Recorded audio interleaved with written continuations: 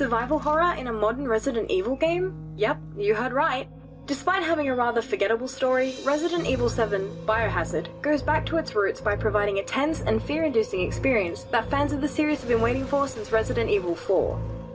You play as Ethan Winters, whose girlfriend has been missing and presumed dead for 3 years. After he receives an email that leads him to an abandoned house where Mia could possibly be, things, let's just say, don't go as planned.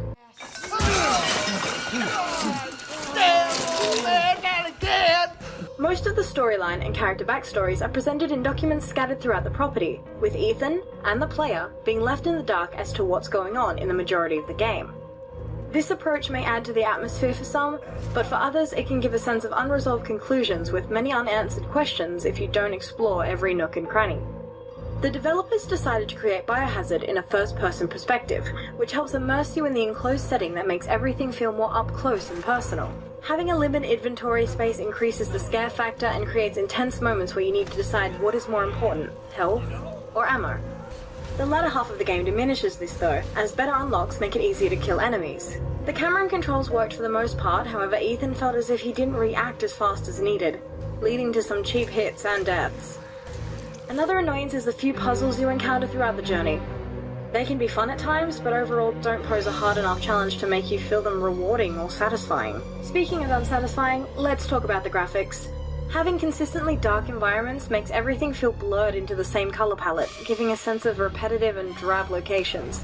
The main character model looks fine, although there's some noticeable lip-syncing issues that need to be addressed. Sound is a really key factor in horror games, and unfortunately there's another disappointment in Biohazard as nothing really stands out as spectacular.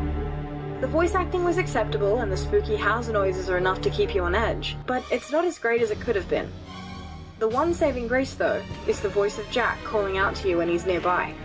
It immediately makes you want to run as far away as possible. Resident Evil 7 is a great game for those seeking easy scares and cheesy horror that the series is known for. The story keeps you motivated enough to keep playing, even if the ending and many story beats fall short of expectations. If you've been waiting for the series to go back to horror, this is something you'll surely get a kick out of. Boy, let's do this, come on.